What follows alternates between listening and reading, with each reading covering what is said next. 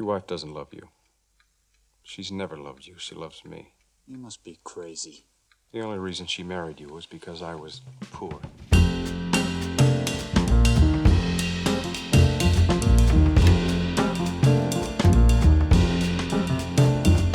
I used to be a loser. I know that's not what some of you expect from the opening line of a video, but let me explain it quickly. For most of my life, until several years ago, I thought that I was a victim, that I was born into the wrong circumstances, had bad genetics, and lacked the privileges of others who seemed to live more sophisticated life than me. Why wasn't I born as a native English speaker so I wouldn't have to worry about my accent and pronunciation when talking to the camera like this? Why do I have to have skin that's allergic to everything and prone to acne, no matter how hard I try to take care of it, while many of my friends seems to do nothing and have skin 10 times clearer than mine? And why do I have to have an ectomorph body type which require more effort at the gym and more food to eat just to gain muscle? And the list went on and on. For a very long time, I suffered from a victim mindset, thinking that everything happened to me and that I couldn't do anything about it because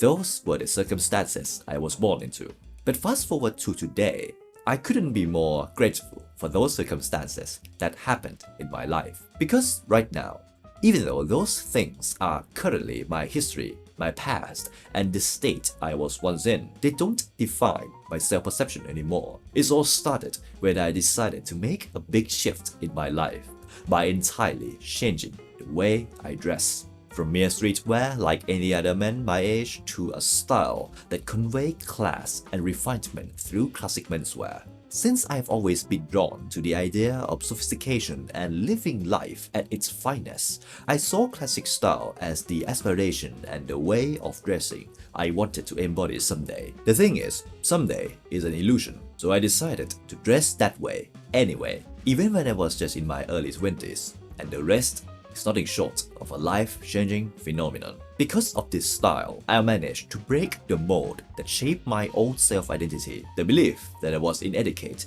that I didn't deserve to look as cool as cinematic characters because of my nationality and skin tone. This transformation created a chain reaction in other areas of my life. My body, my experience, my expertise and capabilities, and even my financial beliefs. Basically, just changing the way I dress alone changed the entire trajectory of my life for the better.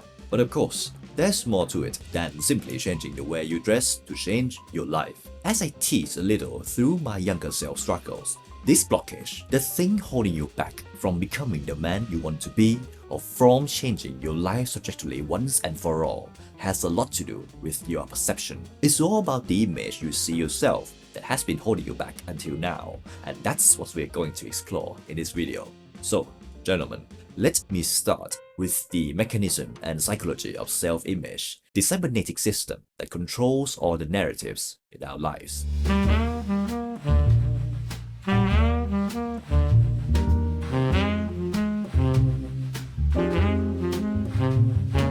Your brain and nervous system constitute a goal-striving mechanism operating automatically to achieve whatever goal is set for it. The key is to set the right goals and visualize success. Psycho-cybernetics. I discovered this book 2 years ago.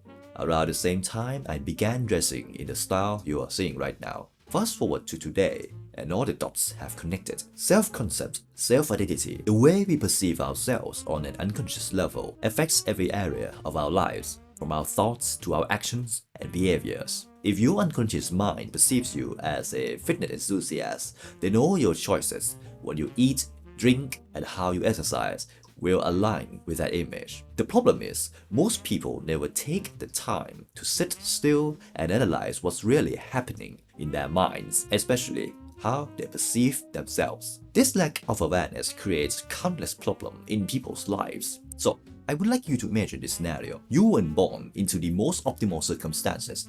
Let's say you were raised in a poor family, live in an underprivileged neighborhood, perhaps experienced some childhood trauma, and didn't have access to the finer things in life while growing up.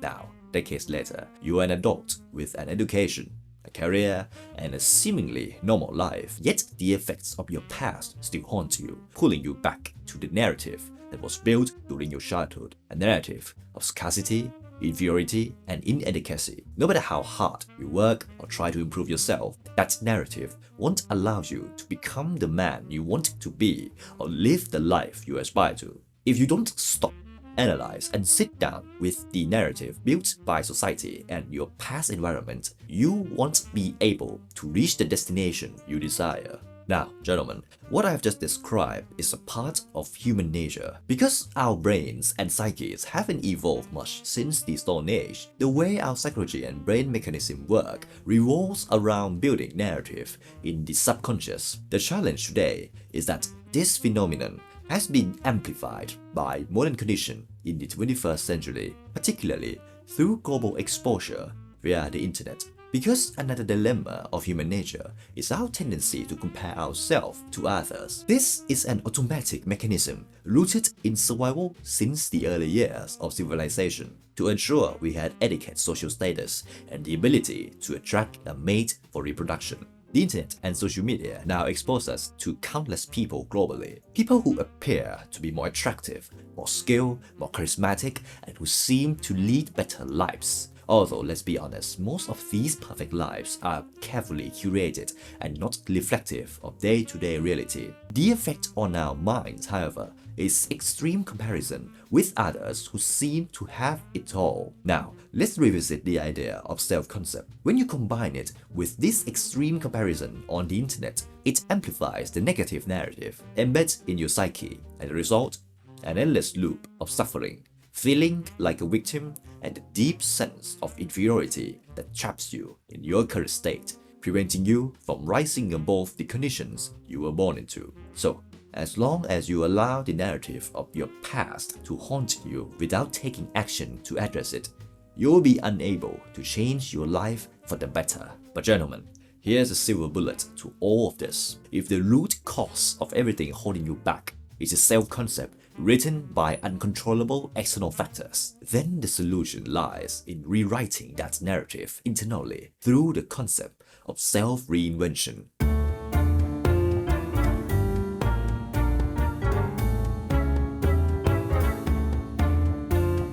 I pretended to be somebody I wanted to be until finally I became that person, or he became me. Cary Grant. Throughout history, there have been countless icons, especially icons of gentlemanly style, in both fiction and real life. From figures like Archibald Alexander Reich, Ralph Lipschitz, Dick Whitman, and James Gass. You might not recognize these names, but if I say Cary Grant, Ralph Lauren, Don Draper, and Jay Gatsby, now we're talking. What these gentlemen have in common is an inferior past that acted as an obstacle to the ideal lifestyle they wanted to live and the men they aspire to become. For instance, Archie Reich was a boy from Bristol with a Cockney accent. When he had the opportunity to debut in the Golden Age Hollywood, he had to reinvent himself, changing his accent to the famous transatlantic of that era and adopting the more polished name, Cary Grant. Ralph Lipschitz was a Jewish boy from the Bronx who dreamed of the elite lifestyle, imagining classic car and countryside residence. From this aspiration, Polo Ralph Lauren was born. James Gass longed to be worthy of the love of his life, who belonged to another social class. To achieve this, he worked to elevate himself to her status, whatever it took. Thus, Jay Gatsby, the opulent nouveau riche of Long Island, was born. Dick Whitman, the notorious creative director of Madison Avenue, was the son of a prostitute, a man who despised and feared his past. When the opportunity arose to immorally assume a new identity, he seized it, transforming into Donald Francis Draper, a self-made man of charisma, confidence, and success. Each of these men started with an inferior identity shaped by external circumstances, yet through sheer willpower and determination to pursue their ideal state of life, they became new men, men who experienced the best that life has to offer. But admittedly, many of them were still haunted by their past and didn't always achieve these transformations in the healthiest ways. But we'll discuss that later. For now, one key observation stands out. All these men transformed into a certain archetype, one characterized by class, elegance, and sophistication. In other words, they became gentlemen. And that is exactly what I recommend you aspire to pursue in your own lives.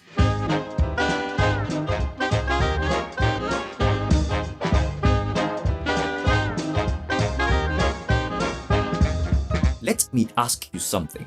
What does being a gentleman mean to you? Is it just a guy in a 10,000 baseball garment? Or is it simply any guy who possesses humility and humor but doesn't care how he looks? I have already explained the full concept of this in my video, Advantages of Being a Gentleman in 2024. But in short, a gentleman is a man who excels in both external appearance and internal character, both of which reflect a sense of elegance. For external appearance, this can be achieved through classic style, garments and ensembles that convey timelessness and class. Can it be achieved with streetwear?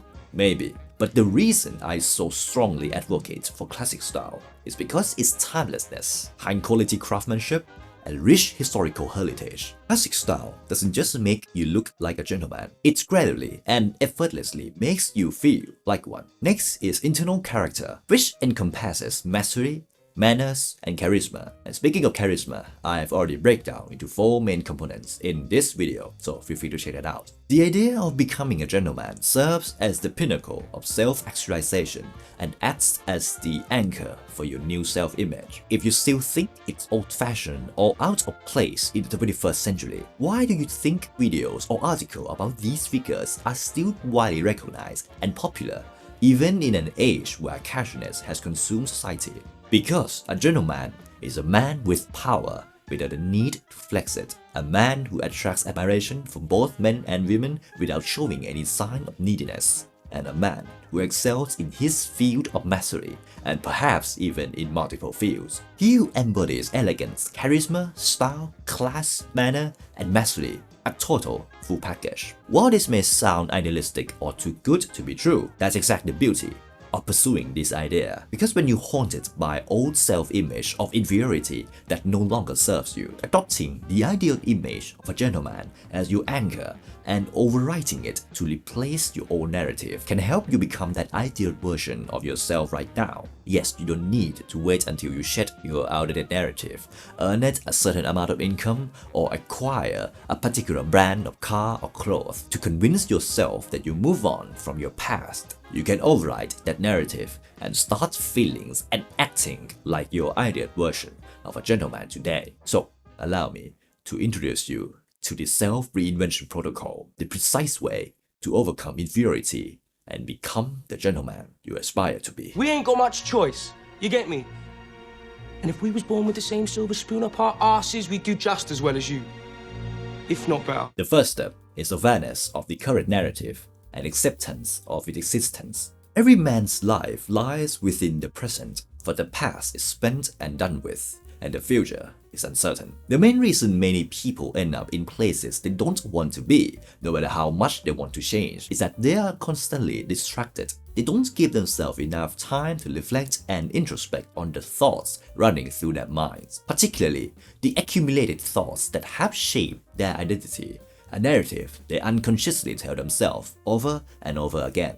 This narrative governs everything they do, from day-to-day activities to major life decisions in areas like career, relationships, and finance. So, before we begin to craft a new narrative, create a new persona, and reset our lives, we must first understand the stories we are already telling ourselves. This process starts with questioning the situation you despise but repeatedly find yourself in. For example, in my case, one such issue was the matter of finance. It started with a curiosity about the life situation of many expats and tourists here in Bangkok. Because they seem to enjoy a life of royalty here, able to afford every item on the menu at bistro that many locals could only dream of eating at once a month. These individuals order such meals as if it were completely normal. This curiosity led me to examine the larger context of capitalist society, and what I discovered was that perceived value is what makes someone willing to pay you money. My next question was, what makes these people able to provide more perceived value than I can? The answer I found was nothing except their better circumstances, which grant them access to a larger economic pool by default. From there, I dug deeper into my own narrative. So, Patrick, why can't you provide the same value or even more than they do? Why do you feel so inferior when comparing yourself to these fallen kings and queens, enjoying the experiences seemingly reserved for them? I realized that it was all rooted in my upbringing, my birthright, and the belief instilled in many locals here that we deserve to earn less, to live with limited experiences, and to be confined by societal stereotypes. Sorry for a little emotional, but as you can see, gentlemen, this was just a narrative, one ingrained in my younger self and shared by many Thai people or citizens of other developing nations around the world. So this is just one dimension of the narrative that didn't serve me. My personal request to you, gentlemen, is to write down and deeply reflect on the areas of life that you despise but seem to persistently occur. Then ask yourself, why is this happening? From this introspection, you will likely uncover similar patterns and narratives that are holding you back. Now, here's the tricky part. Many people who attempt self-reinvention despise and reject their past or their roots. They try to escape it entirely, and the result is an unresolved shadow that continues to haunt them over time. If you watch Mad Men, you'll recognize Don Draper as the perfect example of this. He went through the process of changing his name, cutting off everything and everyone from his past, and starting a new life as a charming, charismatic, self-made advertising man on Madison Avenue. But at his core, he was still Dick Whitman, the son of a prostitute who suffered childhood trauma. That unresolved shadow caused him endless trouble throughout the show's 7 seasons. So, after you've gone down the rabbit hole of introspection, do not tear up the paper. Instead, use what you uncover in the next step. Dissect yourself from it. Blessed are the forgetful, for they get the better even of their blunders. This process is about understanding that your old self-image and narrative do not control you. It's the realization of humanity's greatest power, the ability to fully control your future, regardless of the circumstances you were born into. It's the belief that you can change your life with your own hand. That destiny is something you create, not something dictated by the whips of the cosmic universe. While I can't deny that luck plays a role in shaping our life situations, giving all power to luck is neither productive nor logical. Because, gentlemen, why do we have to surrender the power to shape our own story to an uncontrollable factor called luck? In fact, many times, when you give your absolute best to pursue purpose and mastery in life, the universe tends to align with you as long as you have determination and take action toward your goals. Names like Ralph Lauren come to mind when I think about this. He was born poor, without a sophisticated name or background. What he always had was the courage to dream and the willingness to do whatever it took to live that dream. It started with him dressing the part, adopting a preppy style as a teenager. He drew heavily inspiration from the world of Golden Age Hollywood and eventually created a symbol of his life through a necktie. From there, he built an empire of clothes, homes, and a lifestyle. The rest, as they say, is history, written in the name of Ralph Lauren. When you complete the list from the first process, identifying the narratives that unconsciously shape your past, this step requires you to do whatever it takes to dissect and detach yourself from them. This might involve finding living proof that others in the same or worse circumstances have moved on to achieve greater things, or it might require you to tap into your ego and use relentless determination to prove to yourself that those narratives don't define you by actively behaving in ways that contradict them. To achieve this, you must craft your ideal narrative and begin embodying it right now, which is the next step in the reinvention process. Craft a new narrative and live that identity now. Everyone wants to be Cary Grant. Even I want to be Cary Grant. Archibald Alexander Rich. When it comes to creating a new story, to becoming a new man, it all starts with listing the thing you want in life. Try to think about the work you would love to do for the rest of your life, the kind of relationships you want to have, the character you want to be perceived as, and the mastery you want to acquire and pursue. The list goes on and on. In essence, write down the ideal person and the ideal experiences you want to have in life. If you listen to me this far, and thank you for that, you're likely drawn to the image of a classic gentleman, We have already discussed the key virtues that make this ideal image of refinement and class so alluring, and why it's never been more relevant in the history of mankind. It's a character of completion, an ideal archetype worth pursuing, one that allows you to gracefully present your best self to the world. Now, here's come the most crucial part of this process. Once you completed your list of the ideal life you want to live, you now have a destination, a vision that can guide you towards setting specific goals across multiple areas of life. The key is to ask yourself, what would your ideal future self do if they were in your shoes right now? How would they make decisions in specific situations? How would they interact with others? And how would they dress on a daily basis? And yes, the answer to the last one is likely classic style. So if you're wondering how to start dressing with confidence in 21st century, check out my free ebook, the Sartorial Codex, link in the description. By answering these questions, you ensure that you're ready to let go of the past and fully embrace a life filled with excitement, purpose, and meaning, one that allows you to live in the most authentic and fulfilling way possible. So gentlemen, this means you don't have to wait until you own an Aston Martin, a certain Swiss watch, or find a desirable partner to convince yourself that you have become a new man. Ideally, a gentleman, if you have the vision, create a set of goals aligned with it, and start acting like your ideal self from this moment. That's more than enough to reset your life and change its trajectory for the better. That's all for this issue. If you have any comments or idea to share, the section below is always open. With that said, gentlemen, thank you so much for your time, and I hope to see you in the next one. Have a great day.